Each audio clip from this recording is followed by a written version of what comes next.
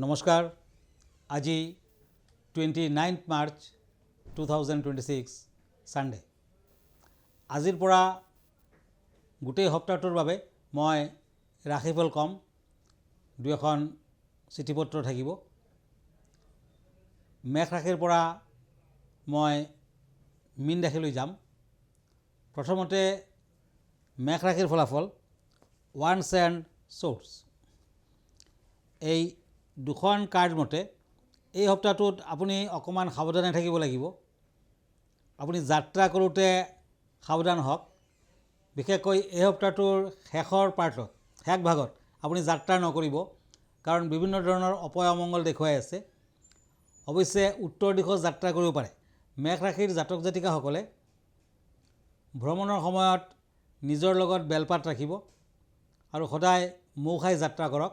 বিদ্যাৰ্থীসকলে সপ্তাহটোত উত্তম ফল লভিব। বিশেষকৈ যিসকল ব্যৱসায় বাণিজ্য কৰিছে তেখেতসকলৰ বাবে সপ্তাহটো শুভ হ'ব। লোহাৰ বেপাৰীয়ে ভাল ফল পাব। এই সপ্তাহটোৰ মাজভাগত টকা পইচা হাতলৈ আহিব। অৱশ্যে শেষৰ পাৰ্টত খৰচাৰ মাত্ৰা অত্যন্ত বেছি হ'ব। সপ্তাহটোত আপুনি যিমান পাৰে দান ধ্যান কৰক। পাৰিলে এই সপ্তাহটোত দুখীয়া ল'ৰা ছোৱালীক কিতাপ পত্ৰ, পেঞ্চিল, পেন আদি দান কৰক, তেতিয়া নিশ্চয় শুভ ফল পাব। লাকি কালাৰ হ'ব ব্লু, আনলাকি কালাৰ হ'ব ব্লেক, লাকি নাম্বাৰ হ'ব 7। এতিয়া আহিছোঁ বৃষ ৰাশিলৈ টৰাছ, কিং অফ শ্বৰ্টছ এণ্ড পেণ্টাকুলছ। এই দুখন কাৰ্ড মতে এই সপ্তাহটোত ভুল বুজাবুজি বেছি হ'ব। একেবাৰে কাষৰ মানুহৰ লগতো ভুল বুজাবুজি থাকিব। সাংসাৰিকো কিছু অশান্তি দেখুৱাই আছে। চাকৰিয়াল আৰু ব্যৱসায়ীসকলৰ ভাল সুযোগ আহিব। বিশেষকৈ চাকৰি বাকৰিত প্ৰমোশ্যনৰ কাৰকতা দেখুৱাই আছে। ৰবি গ্ৰহ আপোনাৰ ফেভাৰত থাকিব, গতিকে বিদ্যাৰ্থীসকলেও শুভ ফল পাব। এই সপ্তাহটোৰ মাজভাগত শাৰীৰিক কিছু অশুভ, বিশেষকৈ মংগল গ্ৰহ অশুভ হোৱাৰ বাবে আপোনাৰ দুৰ্ঘটনা, ৰক্তপাত আদিৰ কাৰকতা। সপ্তাহটোৰ শেষৰ ভাগত আপুনি য'ত ইচ্ছা যাত্ৰা কৰিব পাৰিব, তেনে দুৰ্ঘটনা বা তেনে যুগ নাই। বৃষ ৰাশিৰ জাতক জাতিকাসকলে এই সপ্তাহটোত দেৱী মন্দিৰত ফল মূল আগবঢ়াব। মংগলবাৰ দিনটো পালন কৰক, নিশ্চয় শুভ ফল পাব। লাকি কালাৰ হ'ব অফ হোৱাইট, আনলাকি কালাৰ হ'ব ব্লেক, লাকি নাম্বাৰ হ'ব 6। Page of once and once, মিথুন ৰাশি।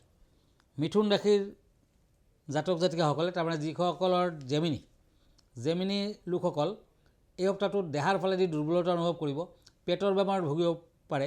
চৰ্দি, জ্বৰ, কাহ আদিত কষ্ট পাব পাৰে, সাৱধান হওক। বিশেষকৈ মিথুন ৰাশিৰ বিদ্যাৰ্থীসকলে এই সপ্তাহটোত ভাল ফল পাব। যদি আপুনি বিজ্ঞান বিভাগত ছাত্ৰ ছাত্ৰী, তেতিয়া অতি শুভ ফল আশা কৰিব পাৰে। এই সপ্তাহটোত বেপাৰ বাণিজ্যত মধ্যম ফল। টকা পইচাৰ কিছু হানিৰ যোগো দেখুৱাই আছে। অৱশ্যে আপুনি যদি লিকুইড আইটেমৰ ব্যৱসায় কৰিছে, আপুনি যদি খাদ্যদ্ৰব্যৰ ব্যৱসায় কৰিছে, তেতিয়া কিছু শুভ ফল লাভ কৰিব পাৰিব। মিথুন ৰাশিৰ জাতক জাতিকাসকলে পূব দিশ ভ্ৰমণ নকৰিব। পূব দিশ সদায় বৰ্জন কৰক। এই সপ্তাহটোত আপুনি ভ্ৰমণৰ সময়ত যেতিয়া ভ্ৰমণ কৰিব, নিজে ক'লা তুলসী পাত খাই যাত্ৰা কৰিব, তেতিয়া যাত্ৰাৰ ক্ষেত্ৰত ভাল হ'ব, উত্তম হ'ব।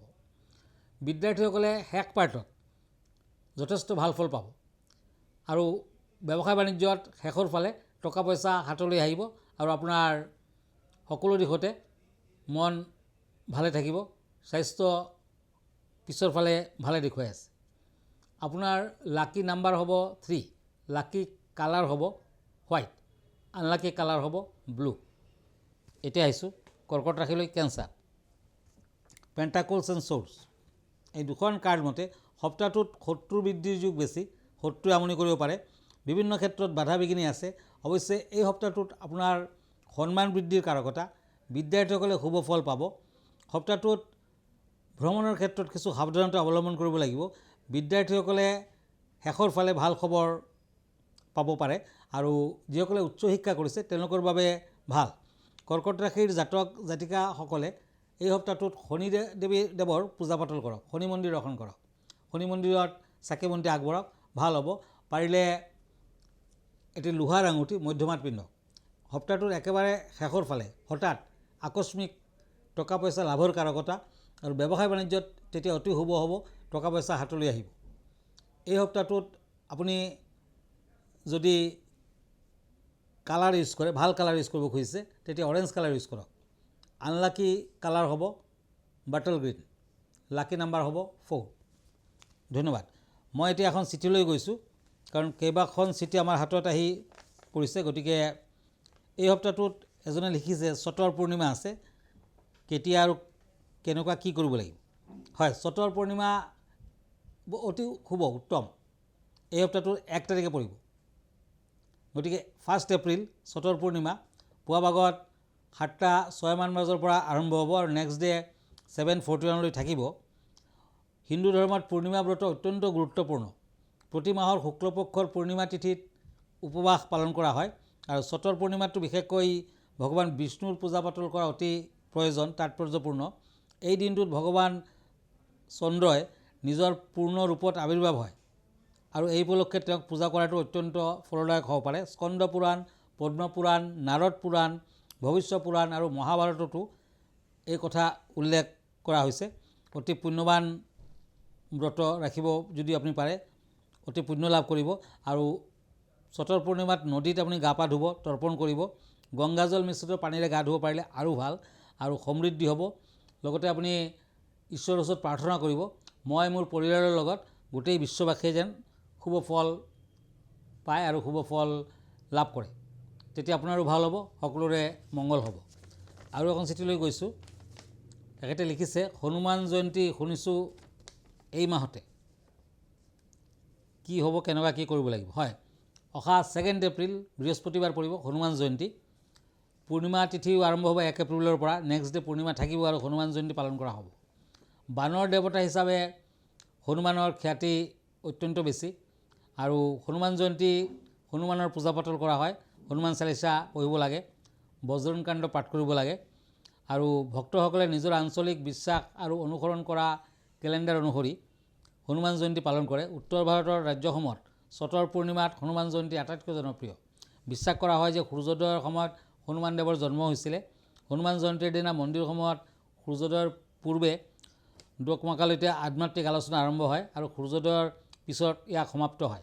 প্ৰভু ৰাম আৰু সীতাৰ পৰম ভক্ত হনুমানক যদি এইদিনাখন পূজা পাতল কৰে, তেতিয়া মংগল গ্ৰহে আপোনাক কোনো ধৰণৰ অনিষ্ট কৰিব নোৱাৰে। বিভিন্ন ধৰণৰ দুৰ্ঘটনাৰ পৰা আপুনি হাত সাৰিব পাৰিব। শনি গ্ৰহৰ অশুভ প্ৰভাৱ নাশ হ'ব। গতিকে আপুনিও অহা 2 এপ্ৰিল হনুমান জয়ন্তী পালন কৰক। ধন্যবাদ। এতিয়া আকৌ ৰাশিফললৈ গৈছোঁ, knight of swords and ace of swords. সিংহ ৰাশি, সিংহ ৰাশিৰ জাতক জাতিকাসকলৰ এই সপ্তাহটোত ভাল বেয়াৰ মাজেৰে যাব। আপুনি টকা পইচা ইনকাম কৰিব পাৰিব, কিন্তু খৰচাৰ মাত্ৰা অত্যাধিক হ'ব। ভিকাৰীজনক দান ধ্যান কৰক এই সপ্তাহটোত। এই সপ্তাহটোত মংগলবাৰ দিনা আপুনি লঘোণত থাকক আৰু পাৰিলে হনুমান দেৱৰ পূজা পাতল কৰক। পাৰিলে হনুমান জয়ন্তীৰ দিনা 2 এপ্ৰিলো আপুনি হনুমানৰ পূজা পাতল কৰক, নিশ্চয় ভাল ফল পাব। বিভিন্ন দিশত লাহে লাহে আগবাঢ়িব পাৰিব। যিসকল কম্পিউটাৰ বিজ্ঞানী বা কম্পিউটাৰৰ লগত জড়িত হৈ আছে, তেওঁলোকৰ বাবে অতি ভাল। এই সপ্তাহটোত সিংহ ৰাশিৰ জাতক জাতিকাসকলে দূৰ ভ্ৰমণ কৰিব পাৰে, উত্তৰ দিশ কিন্তু বৰ্জনীয়। আৰু যদি নতুন ব্যৱসায় বাণিজ্যৰ আৰম্ভণি কৰিব খুজিছে, শুভ সপ্তাহ হ'ব, আপুনি আৰম্ভণি কৰিব পাৰে। এই সপ্তাহটোত সৰু সুৰা দুৰ্ঘটনাও আছে, সাৱধান হওক, ড্ৰাইভিং কৰোঁতে সাৱধান হ'ব। সপ্তাহটোৰ লাকি কালাৰ হ'ব অৰেঞ্জ কালাৰ, আনলাকি কালাৰ হ'ব গ্ৰীণ কালাৰ, লাকি নাম্বাৰ হ'ব 7। এতিয়া হওক কন্যা ৰাশিলৈ, page of swords and swords. এই দুখন কাৰ্ড মতে শত্ৰু বৃদ্ধিৰ যুগ প্ৰবল। এই সময়ত উন্নতি হ'ব পাৰে। ওচৰ চুবুৰীয়াৰ লগত কাজিয়া পেচালৰ সৃষ্টি হ'ব পাৰে, সাৱধান হওক। অন্ধ ভিকাৰীজনক দান ধ্যান কৰক। শনিবাৰ দিনটো পালন কৰক। শনিবাৰ দিনা দুখীয়াক মিঠাই খাবলৈ দিয়ক। বাধা বিঘ্নিৰ মাজেৰেও সপ্তাহটোত আগবাঢ়িব পাৰিব। বিদ্যাৰ্থীসকলে ভাল ফল পাব। ভৰিত আঘাত পাব পাৰে, গতিকে কিছু সাৱধান হওক। পাৰিলে তামৰ আঙুঠি, ৰিং ফিংগাৰত পিন্ধক। এই সপ্তাহটোৰ শেষৰ ফালে টকা পইচা হাতলৈ আহিব। পাৰিলে মংগলবাৰ দিন আৰু বৃহস্পতিবাৰ দিনটো পালন কৰক। কন্যা ৰাশিৰ জাতক জাতিকাসকলে গ্ৰীণ কালাৰ, ব্লু কালাৰ লাকি কালাৰ হিচাপে ইউজ কৰিব পাৰে।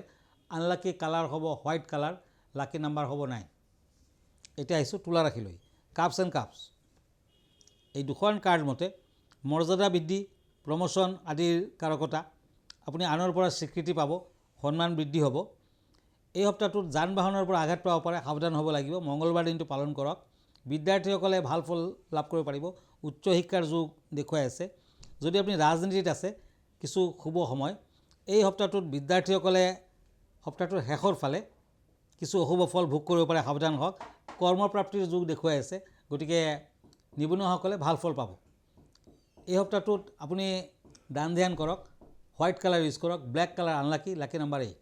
এতিয়া আহিছোঁ বৃশ্চিক ৰাশিলৈ, Scorpio', the হেংমেন and night of once. বাধা বিঘিনি আহিব পাৰে, যাত্ৰা কৰিলে সাৱধান হওক। টকা পইচা হাতলৈ আহিলেও খৰচা পাতি বৃদ্ধি হ'ব। বিদ্যাৰ্থীসকলে ভাল ফল পাব। এই সপ্তাহটোত সৰু সুৰা দুৰ্ঘটনাৰ যোগ দেখা যায়, ড্ৰাইভিং কৰোঁতে সাৱধান হওক। পাৰিলে অষ্টধাতুৰ আঙুঠি পিন্ধক। শনিবাৰ দিনটো আৰু মংগলবাৰ দিনটো ড্ৰাইভিং নকৰিব, আৰু এই দুটা দিন আপুনি পালন কৰক।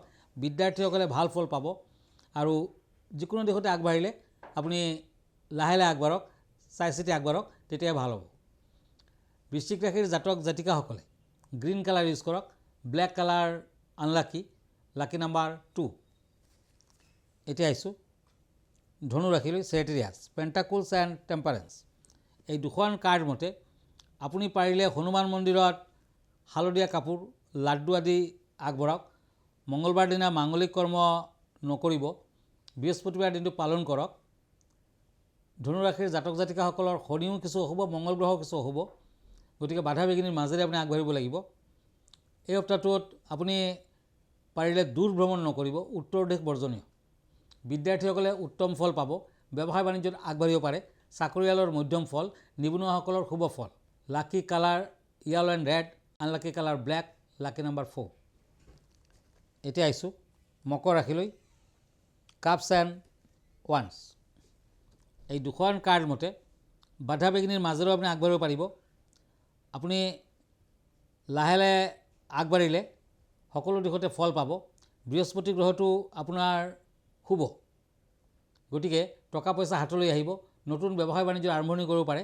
বিশেষকৈ লোহাৰ বেপাৰীয়ে ভাল ফল পাব। এই সপ্তাহটোত বিদ্যাৰ্থীসকলৰ অশুভ ফল।